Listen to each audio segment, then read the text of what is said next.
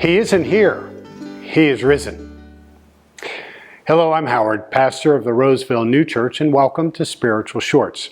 Today is Easter Sunday, the heart of the Christian year, the day that we celebrate the resurrection of the Lord, the triumph of life over death, of love over hatred, of divine mercy over human failure. But Easter is more than just a moment in time.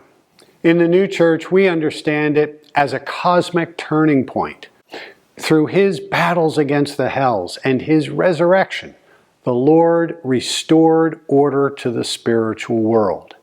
He confronted the hells directly, subjugated their influence, and reopened the path for divine life to flow freely into the hearts of humanity. That's the deeper meaning of Easter. And yet, to truly appreciate the resurrection, we also need to face the shadow that precedes it. We must look honestly at what died, what betrayed, and what failed. And in that spirit, today I want to look at one of the most unsettling figures in all of Scripture, Judas Iscariot. Judas's story is rarely told on Easter morning, but its presence in the Passion narrative is undeniable. Like Herod in the Christmas story, Judas is part of the Easter story. And if we are open to it, he's part of each of us. His story reflects inner states that we all know well: disillusionment, greed, regret, and despair. He represents the parts of us that betray what we know is good and true. And that makes his story not just historically important, but spiritually urgent. Judas's story unsettles us. Why would Jesus, who knows every heart, deliberately choose someone who would betray him? Why invite betrayal into your closest circle? And yet, even knowing what Judas would do, Jesus washed his feet, shared bread with him, called him friend. You see, that's love. That's the heart of the Lord. But Judas's story also warns us. His betrayal didn't happen overnight. It was the slow erosion of integrity. Little compromises along the way. Swedenborgian says that even the smallest evils, when left unchecked, can lead us further from the Lord. What small compromises are you allowing in your relationship, in your workplace, in the privacy of your own thoughts? Judas's life calls us to attention, but it also calls us to compassion. Because after the betrayal, Judas is overwhelmed with remorse.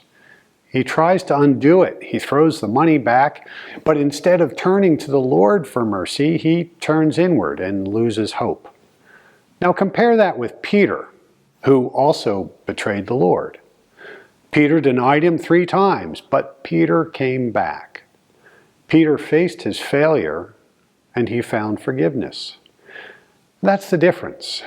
Not the gravity of their sin, but the difference in whether they believed they could be forgiven.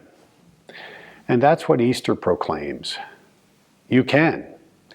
Whatever you've done, whatever you're hiding, it's not too much for the mercy of the Lord.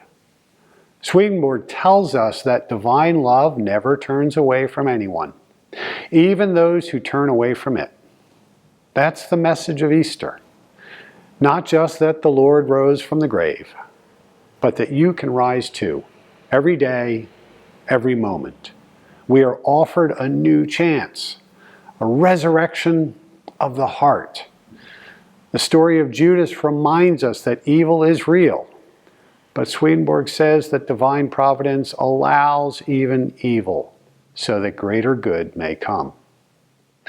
Judas's betrayal, it didn't thwart the Lord's plans. It revealed them. Without the cross, there is no resurrection.